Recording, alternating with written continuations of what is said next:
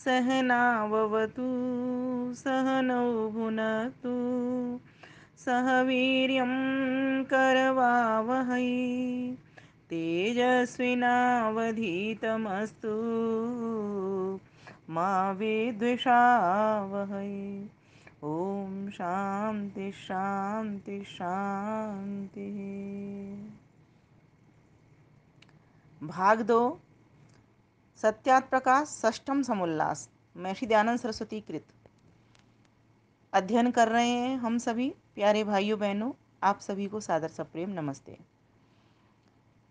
तो भाग एक में हमने जाना, क्योंकि ये राज प्रजा धर्म है कि राजा की और प्रजा की दोनों के क्या कर्तव्य हों और कौन कौन सी सभाएं हों। तो 3 सभाओं का हमको वर्णन मिला, एक राजार्य सभा हो, एक विद्यार्य सभा हो और एक धर्मार्य सभा हो। और दूसरी बात हमने जानी थी कि प्रजातंत्र हो न कि राजतंत्र हो, अर्थात स्वतंत्र स्वाधीन राजवर्ग ना हो। अब कहा कि वो राजा हो कैसा, क्योंकि कहा जाता है जो राजा मोनोपोली करता है, राजतंत्र जब होता है तो वो राजा प्रजा को खाया जाता है। जैसे एक उदाहरण भी दिया था, जैसे शेर होता है वो मांसाहारी पुष्ट पशु को मारकर खा लेते हैं, क्योंकि वो स्वतंत्रता से विचरण कर रहा होता है, उसकी कोई रोक टोक नहीं होती। ठीक इसी प्रकार से अगर राजा भी इस प्रकार का होगा तो प्रजा का नाश करेगा और किसी को अपने से अधिक नहीं होने देगा। तो इस प्रकार से पूरे राष्ट्र के भीतर सुख की बजाय दुख बढ़ जाएगा। तो कहा उस वो राजा कैसा हो, वो सभापति कैसा हो, उसमें क्या गुण होने चाहिए। तो ऋषिवर देव दयानंद सरस्वती प्रमाणों के आधार पर अथर्ववेद, यजुर्वेद, ऋग्वेद के आधार पर और मनुस्मृति के आधार पर हमको बता रहे हैं कि किस प्रकार के गुण उन राजा के भीतर होने चाहिए। तो आइए पाठ कर लेते हैं।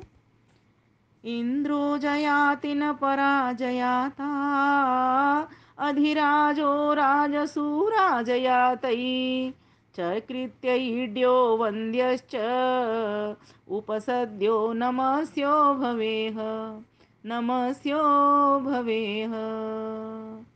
तो इसमें कहा अथर्ववेद कांडिका 6 अनुभाग 10 बल्ली 98 मंत्र 1।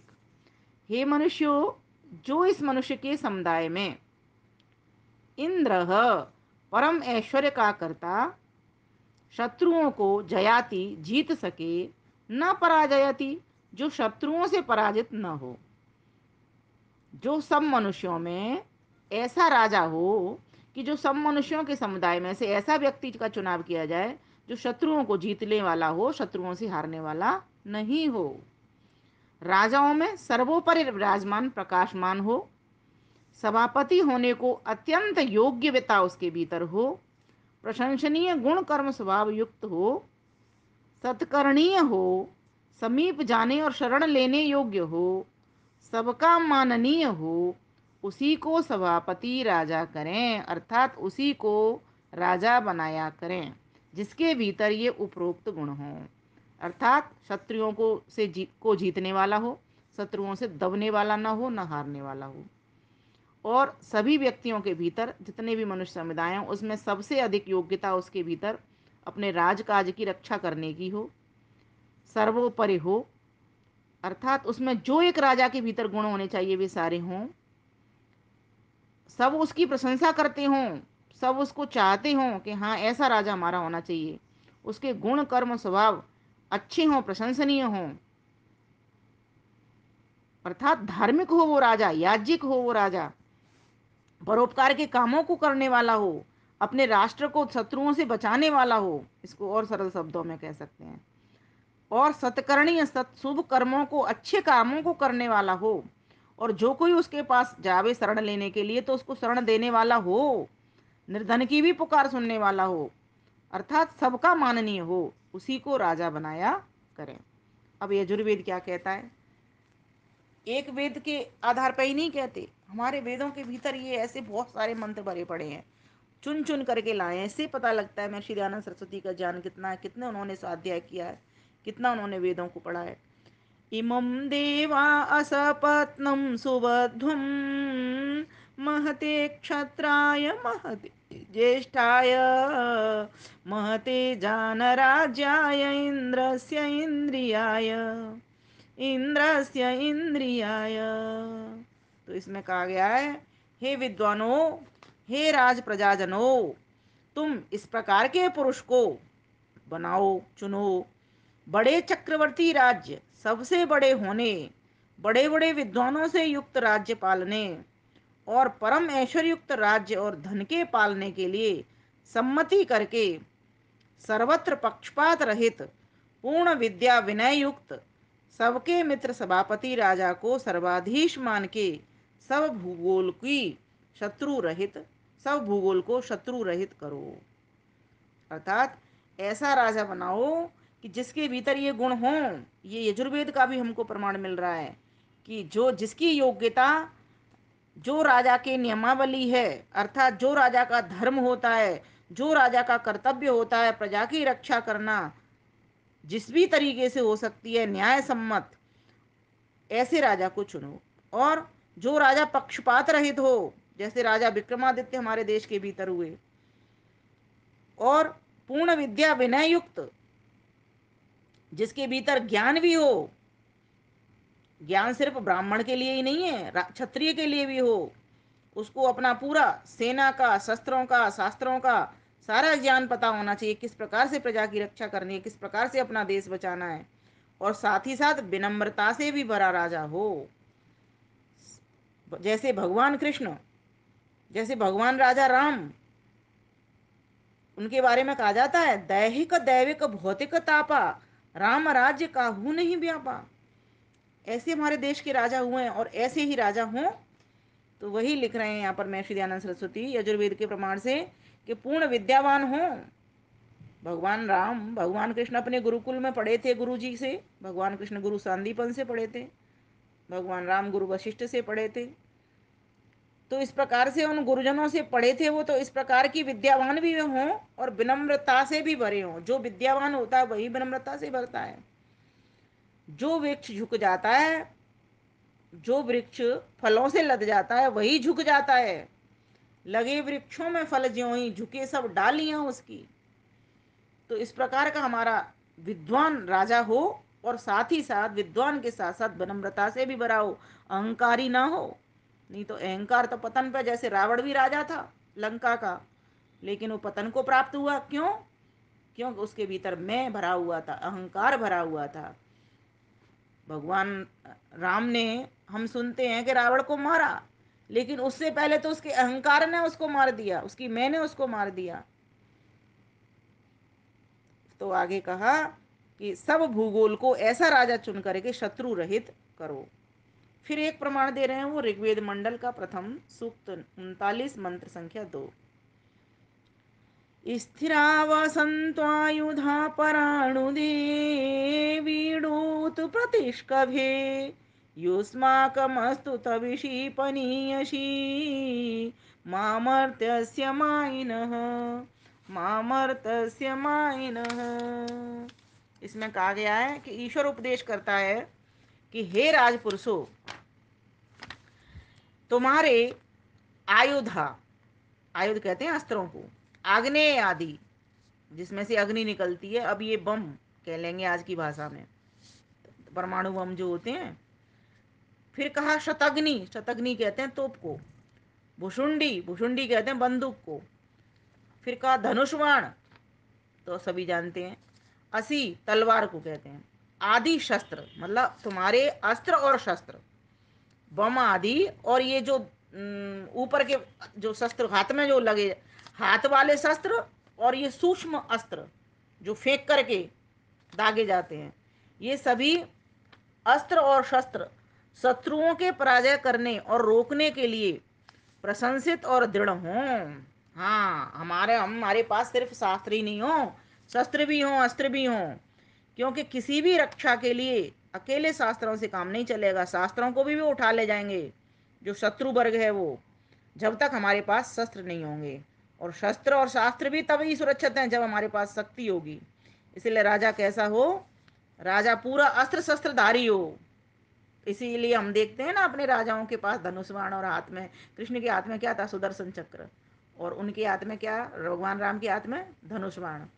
तो ये तो हमारा पुराना प्राचीन इतिहास हमको बता रहा है इस बात को। और वो इतिहास क्यों बता रहा है, क्यों वो सफल हुए वे राजा, क्योंकि वे वेद के अनुकूल थे, वेदोक्त थे, वेदोक्त धर्म का पालन कर रहे थे कि क्षत्रिय का क्या धर्म है। उनको ये पढ़ाई में पढ़ाया गया था कि क्षत्रिय का क्या धर्म होता है। तो कहा अस्त्र शस्त्र से सुसज्जित होते थे। तो हमको भी इस प्रकार से इस चीज को समझना चाहिए। तो हमारे पास हमारे देश की शक्ति क्या है, हमारे देश की शक्ति ही शास्त्र है और शस्त्र है साथ में। और शस्त्रों से शास्त्र की रक्षा होती है और शास्त्रों से शस्त्र की रक्षा होती है, ये समझने की बात है। दोनों परस्पर पूरक हैं। अगर जिस देश के भीतर शास्त्र नहीं है, विद्या नहीं है, तो वो चलाएगा कैसे शस्त्र को, किस पे चलाएगा। और जिस देश के पास शस्त्र नहीं है, शास्त्र भले ही बड़े हों, है ना, तो वो रक्षा कैसे करेगा शास्त्रों की और लोगों की।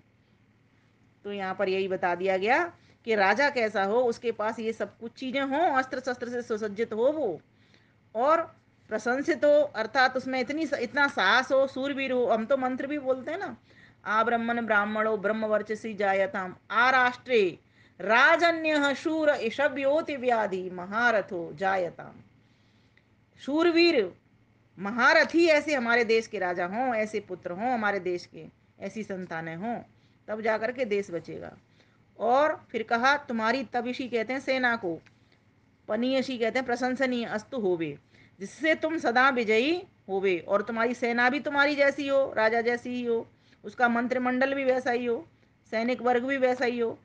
परंतु जो निंदित अन्याय रूप काम करता है, अब जो इन शक्तियों का दुरुपयोग कर रहा है शस्त्र शास्त्र को पढ़ करके भी, उसके लिए पूर्व चीजें नहीं हो, उसके हाथ में पकड़ा दो बाल लिया, कोई अन्यायकारी व्यक्ति है तो वो तो खुद ही गर्दन काट डालेगा, अपनी प्रजा को ही नष्ट कर देगा। तो हाथों में तलवार और ये हाथों में ये धनुष बाण और हाथों में ये बम किसके में हो, जो न्यायकारी है, जो न्याय रूपी कर्म करने वाला राजा है, उसके हाथ में हो, उस देश के पास होने चाहिए। अब जो वैसे देश होते हैं हैं ही वो, जो किस तरीके से अपनी विद्या का प्रयोग कर रहे हैं हमारे ऊपर, किस प्रकार से अपने शस्त्रों का, जो आतंकवादी होते हैं वो किस तरीके से हमारे ऊपर प्रहार कर रहे हैं। हमारे इंजीनियर्स उनके यहाँ चले जाते हैं, उनको ले लेते हैं, सिखा लेते हैं, पढ़ा लेते हैं, बुद्धि हमारी ले लेते हैं, अपने शस्त्र ला करके और हमारे ऊपर अटैक कर देते हैं। तो वह अन्यारूप कर्म कर रहे हैं, बहुत सारे देश इस तरीका का काम कर रहे हैं, लड़ रहे हैं, मर रहे हैं, झगड़ रहे हैं, बस उन्होंने यही सीखा है, हिंसा उपद्रव। तो यहाँ पर ये धर्म की बात कर रहे हैं महर्षि दयानंद सरस्वती, कि राजा कैसा हो, उसके भीतर कौन से गुण हो, और किस प्रकार से वो सुसज्जित हो और प्रशंसनीय हो, जिससे कि सदा अपने राष्ट्र की वो विजय कराने वाला हो और उसकी सदा जय जय होने वाली हो, एक भी काम वो अन्याय वाला ना करे। अर्थात जब तक मनुष्य धार्मिक रहते हैं तभी तक राज्य बढ़ता रहता है, और जब दुष्टाचारी होते हैं तब नष्ट भ्रष्ट हो जाता है। और ये सच्चाई भी है। महाविद्वानों को विद्यासभा अधिकारी, धार्मिक विद्वानों को धर्म सभा के अधिष्ठाता, और प्रशंसनीय धार्मिक पुरुषों को राजसभा के सभासद, और सबके बीच में जो उत्तम पुरुष हों उसको राजा सभा का पति रूप मान के सब प्रकार से उन्नति करे। बिल्कुल ठीक है। तीनों सभाओं की सम्मति से राजनीति के उत्तम नियम और नियमों के अधीन सब लोग बरतें, क्योंकि तीन सभाओं का पहले ही जिक्र कर दिया है। वास्तव में ये तीनों के मिलन से यहाँ भी एक ये त्रिभुज का काम हो रहा है कि तीनों का होना बहुत जरूरी है, और जब तीनों सभाएं होंगी तभी उचित निर्णय भी हो पाएगा। सबके हितकारक कामों में सम्मति करें, ठीक बात है, पर सर्वहित करने के लिए, सबका हित करने के लिए स्वतंत्र परतंत्र और धर्मयुक्त कामों में जो जो निज के काम है उसमें स्वतंत्र हैं। जो जो हमारा 10वां नियम है ना आर्य समाज का, वही लागू यहाँ पर हो रहा है कि सब मनुष्यों को सामाजिक कार्यों में तो परतंत्र रहना चाहिए, लेकिन व्यक्तिगत कामों में सबको स्वतंत्र रहना चाहिए।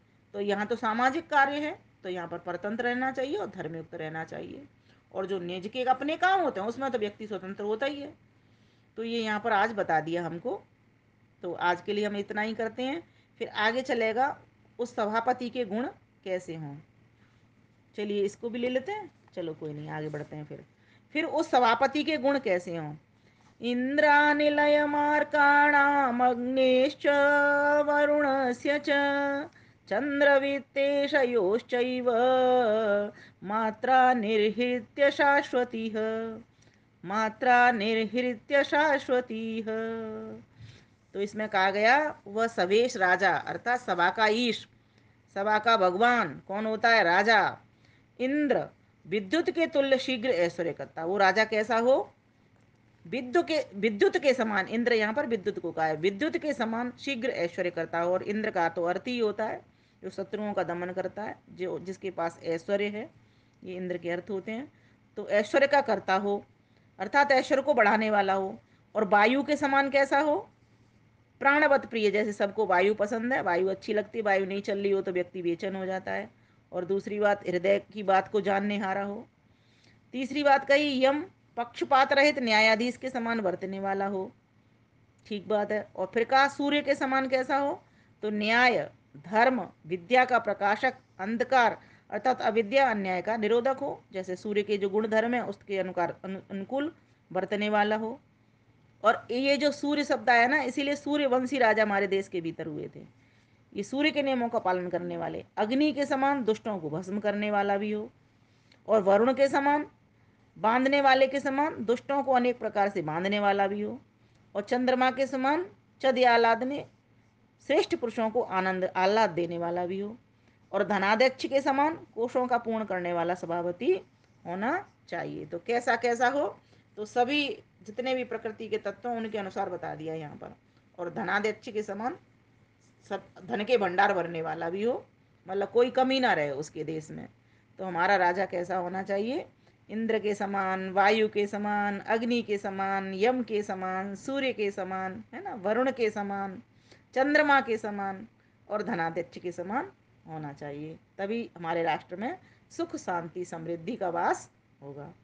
फिर आगे का देख लेते हैं। तपत्यादित्यवच्चैष चक्षुंसि च मनांसि च न चैनं भुवि शक्नोति कश्चिदप्यभिवीक्षितुम् कश्चिदप्यभिवीक्षितुम्। सो हाँ, पहले इसी को ले लेते हैं।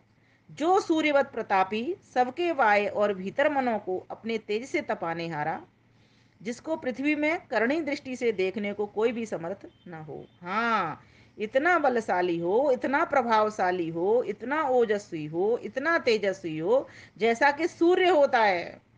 सूर्य के समान, जैसे सूर्य की ओर भी कोई निगाह नहीं कर पाता, एक टेढ़ी नजर नहीं कोई कर पाता, देख नहीं पाता, इस प्रकार का उसका बल बढ़ा हो, इस प्रकार का उसका प्रभाव पड़ा हो, सारे राष्ट्र उसके आगे पीछे नाचते हो, ऐसा चक्रवर्ती सम्राट वाले गुण लिए हो, ये समझने की बात है।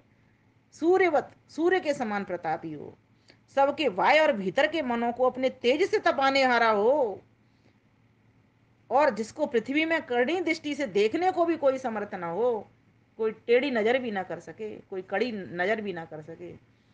तो आज हमारे देश को ऐसा राजा मिला है ना। फिर आगे का देख लेते हैं। और आगे का ओम सो अग्निर्भवति वायुश्च सो अर्कः सोमः स धर्मराट स कुबेरः स वरुणः स महेन्द्रः प्रभावत स महेन्द्रः प्रभावत।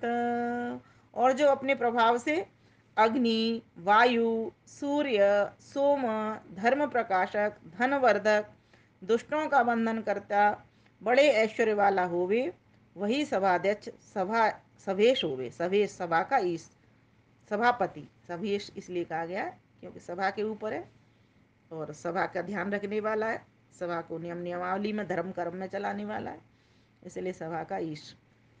तो कहा गया जो कैसा हो? अपने प्रभाव से अग्नि, वायु, सूर्य, सोम कहते हैं, चंद्रमा, धर्म प्रकाशक, धनवर्धक, दुष्टों का बंधन करता, बड़े ऐश्वर्य वाला होवे, वही सभाध्यक्ष, सभाईश होना चाहिए। ऐसे व्यक्ति को ही नियुक्त करें। ऐसे व्यक्ति को नियुक्त क्यों करें, कैसे करें? उसके गुण देख लें, ऐसे सभापति के गुण होने चाहिए। अब आगे का विषय आएगा, सच्चा राजा कौन है, तो इसको आगे ले लेंगे। यहाँ भी बहुत सारे प्रमाणों से महर्षि दयानंद सरस्वती कहेंगे। तो जिस व्यक्ति को ये समझ आ जाएगी ना राजा के कैसे गुण हों और राजा कैसा है। अब यहाँ पर व्यक्ति क्या करता है, अपना स्वार्थ सिद्ध करने के लिए ऐसा व्यक्ति चुनता है, चाहे भले ही वो दब्बू हो, निर्बल हो, कमजोर हो, लेकिन फ्री में सारा सामान दे दे। समस्या तो ये है। तो ये स्वार्थ तो कहीं ना कहीं हमको खत्म करना ही पड़ेगा। चारों ओर समृद्धि सुख शांति तभी हो सकती है जब व्यक्ति परमार्थ में जीता है और चारों ओर से उस चीज को देखता है। जब अपने लिए ही सोचेगा तो बस सभी कुछ, सभी अपने ही अपना तो सोच रहे हैं, फिर जीवन में असंतुलन हो जाता है, राष्ट्र में असंतुलन हो जाता है। इसी तरीके से तो राष्ट्र में असंतुलन होता है। और जब बंटवारा करके एक दूसरे का ध्यान रख करके व्यक्ति ऐसे कामों में करेगा, चलेगा, अपना ही सिर्फ ध्यान नहीं करेगा, सबका ध्यान करेगा, तो अच्छा राजा का चुनाव भी वो कर पाएगा। तो हम सभी इन स्वार्थ से, लोभ से और प्रलोभनों से दूर हों और इस प्रकार के सभेश चुने, इस प्रकार के सभापति अध्यक्ष राजा चुने जो कि सबके हित कर विचरता है और जो स्वयं बलशाली भी है, तेजस्वी भी है और सूर्य चंद्रमा अग्नि वायु के गुणों को लेने वाला भी है और धनवान भी है। मीन्स सही प्रकार से टैक्स लगाता प्रजा के ऊपर। ये सब विषय आएंगे, इसीलिए मैं अभी नहीं खोल रही हूँ इसको। तो आज के लिए इतना ही। वीडियो को खूब साझा करें, इस सच्चे सत्यात प्रकाश के ज्ञान को घर घर पहुँचाएँ, जिससे सभी को ये समझ में आए कि हमारा राजा कैसा होना चाहिए, कौन से गुण हमारे सभापति में होने चाहिए। आप सभी का बहुत बहुत धन्यवाद। नमस्ते।